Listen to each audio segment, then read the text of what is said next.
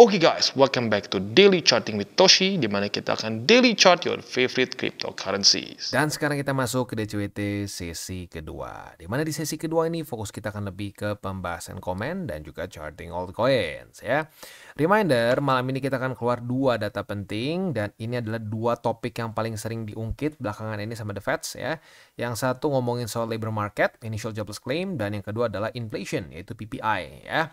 Jadi untuk inflation itu nggak cuma CPI ya, ada CPI, PPI, PCE ya, itu ngomong inflation cuman dengan rumus yang berbeda lah ngitungnya, kasarnya seperti itu ya. Jadi sama-sama penting dan ini akan keluar setengah 8 malam. Seperti biasa gue ingatkan, bagi lo yang konservatif pertimbangkan untuk tutup posisi kalau sudah dekat-dekat jam rawan ini ya. Buat yang agresif minimal pasang SL ya.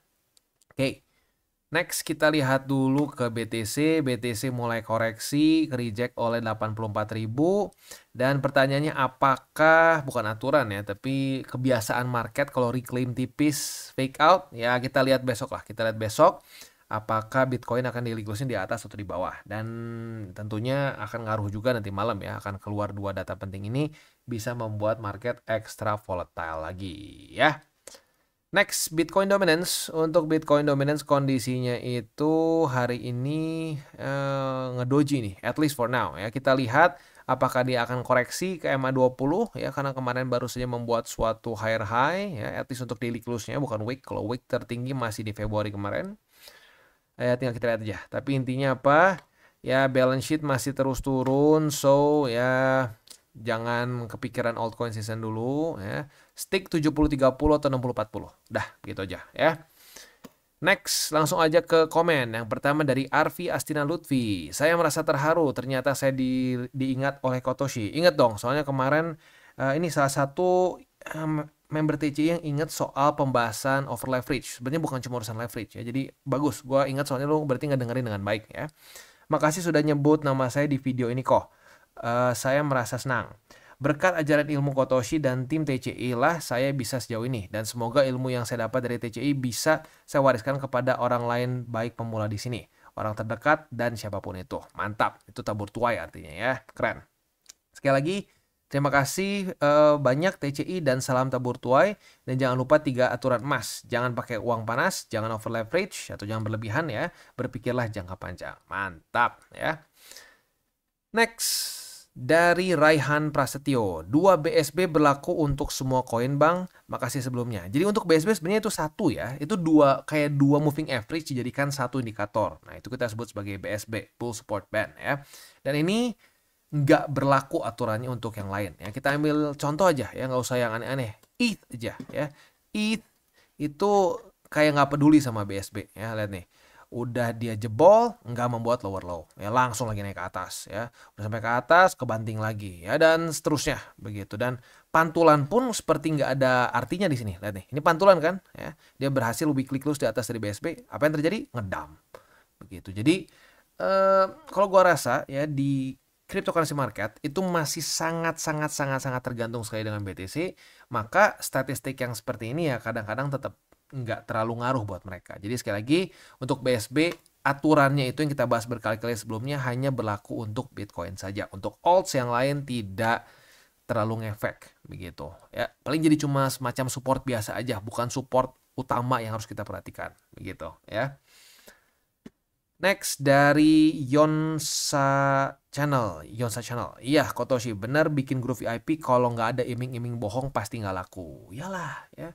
Mana laku ya, ikut grup saya akan edukasi, nggak akan ada yang beli ya. Mending begini aja kok, dan balasan dari Tuhan akan lebih banyak dan tentunya lebih berarti. Yes, setuju, dan gua pribadi sudah merasakan. Dan nggak harus dari tempat yang sama juga, bisa dari tempat yang lain, bisa dari urusan yang mungkin nggak nyambung sama sekali dengan TCI begitu. Jadi gua percaya sekali dengan tabur tuai dan gua terus jalankan ya. Ini ada apa nih dari komen dari BTC is King. Sekilas gue ngelihat ada tulisan 20 juta nih ya. Coba kita baca ya. Memang cara jualan kelas ya gitu om. Mereka ngaku edukator padahal cuma mau memperkaya diri sendiri. Lihat aja apa kabar si dukun sok pintar yang bilang lempar 20 juta di altcoin 6 bulan jadi 2 miliar. Konyolnya orang mudah sekali lupa dosa-dosa para dukun yang menjerumuskan. Yes bener ya. Nggak tahu kenapa. Waktu kejadiannya marah ya. Dikasih sebulan 2 bulan udah aja lupa kayak tidak pernah terjadi apa-apa. begitu. Jadi ya kalau gue sih nggak akan pernah bosan untuk mengingatkan ya dosa-dosa dukun ini supaya apa? Ya kalau urusan karma sih itu udah nggak perlu diurus, nanti jalan sendiri begitu ya. Tabur tuai yang buruk tuh ya, dia nabur hal buruk akan nuai lagi sendiri. Tapi nggak, tujuan gue tuh apa, mengingatkan supaya nggak kejebur lagi begitu. Ya karena ya daging itu lemah ya. Kita tergoda nanti ada dukun lagi yang ngomong, gua ya ini ama gua kaya nih, gua punya indikator sakti, lu udah karena sering diingetin sama kita langsung bullshit, gua nggak mau denger. Nah itu tujuan utamanya ya. Mantap. Next dari Ibu Kos Belanda. Wah, udah lama nih nggak komen ya. Gemes, kenapa subs belum tembus 100k? Padahal videonya sangat edukatif. Terima kasih Kak, sudah upload videonya. God bless you. God bless you too. Ya, ini gue penasaran nih, Ibu Kos Belanda ini di Belanda, benar-benar tinggal di Belanda atau gimana nih? Wah, kalau di Belanda, di kota apa? Gue penasaran nih, soalnya gue ada keluarga juga di sana ya. Next. Toaro. Ntar, ini bacanya gimana ya? Toarogi atau Toa, ya itulah ya, Toarogi mungkin ya. Kalau ada 1000 kayak Bang Toshi di Indonesia, cepat naik SDM. Ilmu bukan berarti nggak butuh uang, tapi cara Bang Toshi sangat berjiwa nasionalis. Salut. VIP hanya memanfaatkan dalam kesempitan ya. Thank you for the kind words ya. Dan ya emang sebenarnya gini, salah satu tujuan utama dari TCI kita bangun dari awal tuh karena kita ngelihat miris di Indonesia tuh banyaknya orang cuma pom-pom doang gitu ya. Jadi jangan kaget nih yang baru masuk cycle ini. Dari cycle sebelum udah banyak dukun, cuman belum ada inilah. Kan kalau di cycle ini kan kita dukunnya sakti-sakti itu ya. Luar biasa, apa namanya, pakai tools buat jualannya ya, pakai mobil mewah gitu ya. Kalau zaman dulu nggak, cuma orang ngebacot aja gitu, ngebacot terus ada yang percaya sedikit terus ya gagal gitu. Tapi di cycle ini ada ultra dukun begitu ya. Ya lagi-lagi tujuan utamanya adalah untuk mengedukasi supaya orang-orang tuh nggak terjerumus terus gitu, terjerumus pom lagi. Itu aja sih ya. Next ada ini dot ya, cuma titik doang nih. Kotoshi, mau nanya dong, hal-hal yang biasanya menjadi acuan the Feds buat naikin atau turunin balance sheet-nya apa gitu mungkin ya. Dan kalau di chart balance sheet atau WACL ini berlaku nggak teori support dan resisten? Soalnya kalau dilihat dari chart balance sheet kelihatannya kita ada posisi support dan resisten yang terjadi di 2020. Thank you Kotoshi, selamat salam 3 golden rules. Kalau menurut gua sih ya nggak ada support dan resistance karena gini, si The Feds ini ya, kebijakan dia ini purely dari keputusan ya, bukan cuma chairman ya, bukan cuma si Jerome, tapi keputusan oleh The Feds. Mereka melihat kondisi market begitu ya. Jadi intinya gini, mereka melihat apakah ya ekonomi di US ini akan kasarnya nge-stall begitu ya, atau masuk ke dalam resesi atau krisis lah minimal ya. Kalau resesi kan spesifik ya, itu krisis lah gitu. Nah mereka berusaha supaya nggak kena krisis. Jadi tujuannya itu sebenarnya mereka mengembangkan dan mengempiskan balance sheet itu tujuannya untuk membuat supaya kalau sampai ada economic downturn, krisis, nggak terlalu sakit begitu ya. Sama kayak inilah, kayak mobil ya. Nah ini nggak tahu nih, sekarang generasi zaman sekarang tahu dong mobil tuh ada yang manual kan. Nah lu kebayang lagi jalan, tiba-tiba lu kurang gas ya, kurang dikasih gas, maka lu nge-stall, mesin mati. Nah balance sheet atau lebih tepatnya kebijakan the Feds ya gitu ya, untuk masuk ke QE itu tujuannya adalah untuk nge-starter ulang market atau kayak nge-starter ulang mesin lah kalau di mobil yang dia mati mesinnya. Gitu aja sebenarnya ya. Jadi untuk support dan resisten gua rasa sih enggak, karena semuanya keputusannya di tangan dari si The Feds begitu ya. Di 2020 gue penasaran jadinya nih ya. Coba kita lihat 2020 balance sheet di daerah mana nih? Di sini mungkin ya. Support resisten gitu. Ya mungkin kerasanya kayak gitu tapi enggak, sebenarnya dia bisa cuma nge-pause terus lanjut lagi. Gitu ya. Karena kalau mau ngomong yang di sebelumnya lihat turun aja, nggak ada pattern brut langsung turun, dan ini bisa flat berapa tahun begitu. Jadi semuanya tergantung kebijakan the Feds aja sih gitu, nggak berlaku support resisten. Jadi yang berlaku support dan resisten itu kalau banyak partisipannya di market begitu. Tentunya ya seperti trading saham ya, atau bukan cuma trading lah ya, market ya, saham, kripto, ya bonds, itu kan banyak tuh ya partisipannya. Nah, itu akan terbentuk support resisten. Begitu. Tapi kalau cuma yang ngontrol satu orang atau bukan orang lah, satu lembaga tertentu nggak akan ada support resisten biasanya gitu ya. Next, Roshin Fata. Kotoshi, saya baru aja entry di pasar kripto. Sebelumnya saya ngucapin terima kasih berkat Kotoshi selalu ngingetin 3 golden rules dan 70-30 untuk BTC dan Alts ya. Saya izin, tanya ini kok perkiraan di 2025 kan all time high di bulan September. Bukan September sebenarnya. Itu biasanya statistiknya ya November atau Desember. Begitu kuartal 4. Begitu, bukan di September. Kalau September masih kuartal 3 ya. Nah, setelahnya kan masuk bull market. Oke, pertanyaan saat all time high, aset BTC-nya digimanakan? 100% TPK, 70% TP, 30% hold, atau gimana sarannya ya? Demikian kok, salam tebur tuai. Semoga Kotoshi selalunya dalam perlindungan Tuhan dan dilancarkan rezekinya. Amin, amin, amin. Thank you ya buat doanya ya. Nah, jadi gini, kalau gue pribadi, ya, yang pasti TP 100% adalah Alts. Begitu. Kalau BTC gue biasa masih ada sisain lah. Gitu ya, karena resikonya kalau amit-amit sampai ya blues gitu ya masuk ke bear ya BTC tinggal kita tunggu. Kalau alts gue nggak nyaman, biasanya gue pegang sampai ke cycle selanjutnya begitu ya. Nah, jadi itu sih kurang lebih ya. Kalau gue seperti itu karena gini, orang mungkin banyak berpikir, wah Bang Toshi sih ini mainnya long term, bener-bener wah apa namanya panjang banget. Sebenarnya gini, 4 tahun relatif panjang kan di Indonesia, apalagi 4 tahun dianggapnya panjang. Begitu. Tapi kalau ngomong teknisnya, gue itu masuknya ke dalam position trader. Begitu. Satu-satunya yang gue hold mungkin di luar dari position trading, ya di luar dari posisi buat position trading gue adalah hanya BTC saja. Begitu. Ya, gitu kurang lebih. Ya, jadi untuk semua alts gue TP sampai habis ya di kuartal 4 ini. BTC gue masih sisakan biasanya. Begitu. Ya, dan itu termasuk ETH ya. ETH juga gue TP. Begitu. Ya. Next, dari Ruben Adrian. Kotoshi, menurut Koko ini The Fed kemungkinan akan cut rates di tanggal 19 ini nggak ya?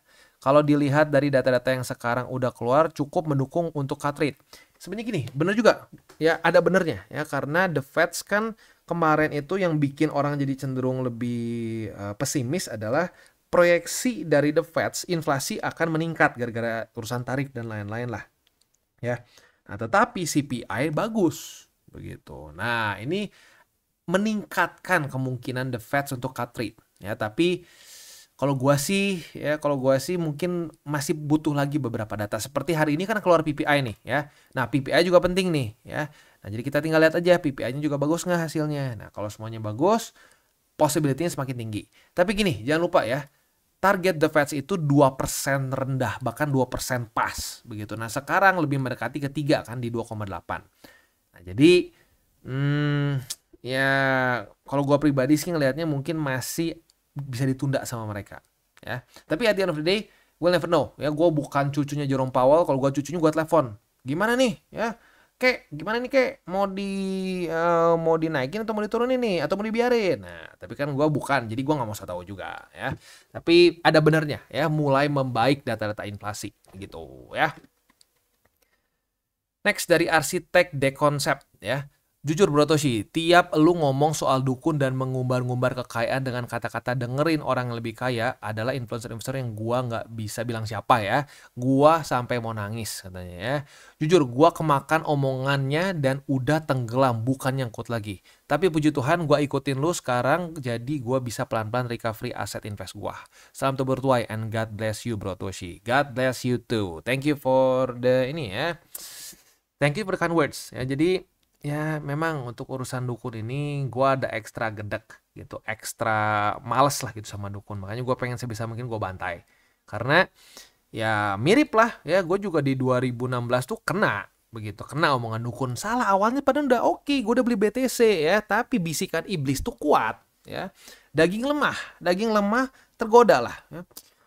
BTC ya oke, BTC bagus lah, tapi ini yang bakal menang nih, sama BTC kalah. Lihat aja nih di bull market kali ini udah ngepam berapa kali lebih gede daripada BTC. Oh iya ya, akhirnya apa? Itu semua ya altcoins yang di zaman itu gua beli jadi debu semuanya. Begitu ya.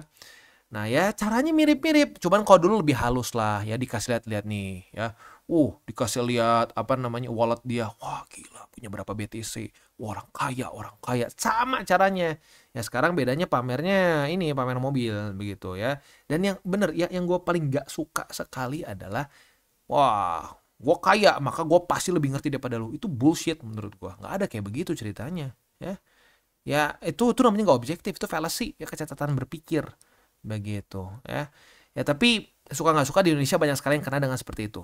Ya dengan mereka ngumbar-ngumbar ya seperti itu, orang-orang kemakan begitu. Dan yang lebih bangkainya lagi adalah ya para pengikutnya juga jadi sama bahasanya kan. Wah, apa lo kalau misalkan ada yang nggak setuju sedikit gitu, misalkan ada yang bilang tapi harusnya gini, dikasih debat langsung keluar kata-kata emas. Allah lu tau apa miskin. Wah, bangke kan. Banyak banget Indonesia jadi kayak gitu kan. Ya itu gara-gara siapa? Ya gara-gara influencer itu. Tahu lah itu siapa ya. Ya tapi intinya itu udah pengaruh yang sangat buruk. Mending kalau buruk tuh jadi plus, minus. Bangke kan. Ya tapi ya sudahlah ya. Ya kita harus jadi filter bagi diri kita sendiri. Dan gak apa-apa, kena seperti ini tuh normal. Gue juga kena, dulu kena. Tapi setelah itunya mau ngapain?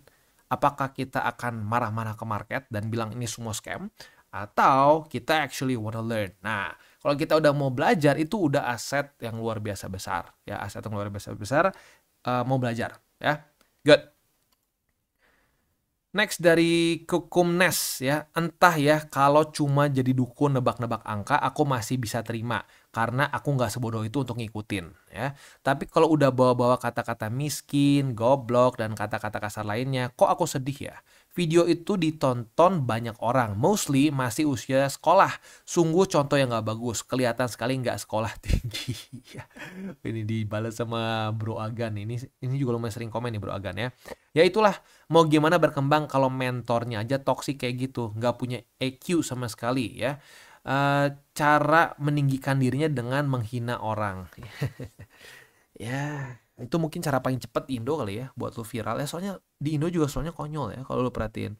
Orang-orang di Indo itu yang harusnya boro-boro jadi artis, yang punya kasus hukum, kasus begini, kasus begitu malah terkenal, diundang ke talk show. Lu coba bandingin sama di negara lain, ada kasus itu dikucilkan langsung wah nggak ada yang mau kerja sama dia. Di Indonesia dia ada kasus hukum malah dipanggil, senyum-senyum gitu ya. Ya susah, kadang-kadang susah karena memang di Indonesia seperti itu ya.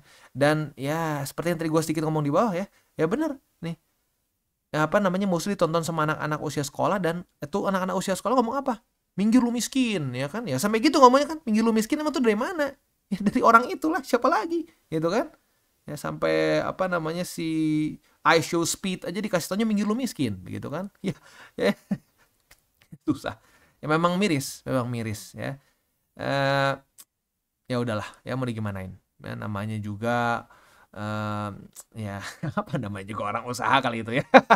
Walaupun bangke ya usahanya bikin orang lain rugi, ya sudahlah ya, beres. Oke, itu kurang lebih untuk pembahasan komen pada hari ini. Selanjutnya kita masuk ke buy limit. Tetapi sebelum kita masuk ke buy limit, seperti biasa gue akan disclaimer dulu bahwa semua konten dari TCI bukanlah financial advice. Ini semua bentuknya adalah edukasi. Lalu bagaimana cara untuk mendukung TCI? Ada banyak caranya. Lu bisa like our video, bisa share our video, atau juga bisa menggunakan link referral kita di bawah. Nah sekarang kita akan dengar dulu pesan-pesan dari sponsor kita pada hari ini. Oke, today's video is brought to you by Bybit. Dimana di Bybit ini kita bisa melakukan berbagai macam hal ya, mulai dari yang newbie sampai yang sudah advance. Buat mungkin lo merasa bahwa aduh bang, gue masih nggak ngerti nih TA, gue masih nggak ngerti charting dan seterusnya, tapi pengen akumulasi, pengen DCA murni, bisa lo tinggal masuk ke sini one click buy, dimana lo bisa pilih lo mau pakai apa ya fiatnya, lo tinggal pilih juga asetnya apa ya. Misalkan lo pengen akumulasi BTC, misalkan setiap hari Senin jam 7 pagi, misalkan gue pengen akumulasi BTC sebesar 100.000 rupiah misalkan ya, lu bisa langsung lakukan di sini. Bisa peer to peer, bisa Dana, Bank BRI dan lain-lain. Ini gila ya, bisa pakai BCA Mobile dan seterusnya. Jadi Bybit ini memang cocok banget buat orang-orang yang tinggal di Indo ya, bisa langsung pakai bank-bank yang memang sudah biasa kita pakai di Indo ya. Nah, buat yang intermediate sampai advance juga di sini ada spot, nah, dan juga ada leverage tokens, dan tentu juga ada derivatives trading, di mana kita bisa menggunakan kontrak yang USDT maupun USDC. Jadi di sini lo bisa pakai USDC ya, karena nggak semua exchanger bisa menerima untuk futuresnya pakai USDC ya. Dan tentunya juga lo bisa earning bunga juga dari kripto lo dan lain-lain. Dan tentu juga di sini kita bisa melakukan copy trade ya, di mana copy trade dari Bybit ini sudah cukup terkenal ya, dan kita bisa mendapatkan keuntungan juga. First copy trade kita bisa ada protection 100 USDT loss coverage ya, dan seterusnya ya. Jadi buat lo yang tertarik bisa silakan pakai. Klik di link referral kita di bawah. Yang pertama kita masuk dulu ke Solana. Untuk Solana kemarin sudah terjadi retest pertama di angka 130,18. Nah, apabila terjadi retest kedua, kita bisa buka posisi short dengan target TP kita di angka 118,22. Ini adalah struktur support baru yang terbentuk literally kemarin lusa ya, tanggal 11 Maret ya. Jadi artinya lanjut membuat lower low sayangnya ya. Oke, untuk posisi spotnya hanya satu aja sekarang ya, di angka 119,22. Next, kita masuk ke XRP. Untuk XRP kita bisa di sini ya, kondisinya itu dia retest 1 di angka 2,27. Ini basically sama seperti Solana ya, setupnya mirip-mirip. Nah, jadi untuk sekarang kita bisa limit posisi short di angka 2,272. Sorry, 2,2 ya benar, 2,272. Retest kedua langsung kebuka posisi shortnya. Nah, target TP-nya boleh pertimbangkan di angka 2,0936. Atau kalau mau lebih konservatif, boleh di sini nih. Boleh di angka 2,1376 ya. Itu kurang lebih untuk setup futures-nya. Untuk posisi spot di 2,0936, MA200 dan 1,46 ya. Next kita masuk ke Cardano. Untuk Cardano kondisinya udah dapat short malah ya dari kemarin sebenarnya. Dapat shortnya tuh udah dari bukan kemarin, dari kemarin lusa tanggal 11 ya. Nah, cuman belum kena target TP. Buat yang konservatif dan sudah tutup ya berarti udah profit ya. Udah tutup waktu di jam-jam rawan tuh udah tutup, beres, berarti udah profit ya. Nah, tapi buat yang agresif masih boleh dipertahankan karena tidak terjadi reclaim. Kalau terjadi reclaim jebol ya udah berarti tutup posisi kan, cut loss. Tapi ini enggak, so posisi shortnya masih bisa di hold ke MA200 ya. Buat yang sudah pasang target TP dari kemarin jangan lupa diupdate karena MA200-nya geser ya dari hari ke hari. Jadi takutnya nanti lu nggak geser, berapa hari kemudian malah nggak kena TP gitu ya. Oke. Untuk posisi spotnya ada di MA200, lalu ada di angka 0,6825 dan di angka 0,6307 ya. Itu kurang lebih untuk setup di DCWT sesi kedua ini. Sebelum kita tutup, gue nggak akan pernah bosan mengingatkan, jangan pakai uang panas, jangan over leverage, berpikirlah jangka panjang. Ya, dan kita tutup dengan salam bertuai. Apa yang lu tabur akan lu tuai, jadi taburlah sebanyak mungkin hal baik. Oke guys, jadi itu adalah akhir dari segmen DCWT kita pada hari ini. Dan jangan lupa bagi kalian yang merasakan manfaat dari segmen ini, jangan lupa untuk share ke teman-teman kalian. Dan apabila lu pengen mensupport channel kita, ya TCI, jangan lupa untuk menggunakan link referral kita di bawah. Nggak wajib ya, tetapi apabila lu menggunakan link referral kita di bawah, ada macam-macam ya, dari Bybit, Huobi, Maxi, toko kripto, dan banyak lagi ya. Ya, walaupun nggak wajib, tapi kalau menggunakan link referral kita, lu secara langsung membantu perkembangan dari TCI. Dan satu lagi, jangan lupa juga untuk join Telegram group kita, di mana kita bisa ngobrol-ngobrol santai mengenai dunia cryptocurrency secara dua arah. So, jangan lupa untuk like, subscribe, click the bell icon, and see you on the next video.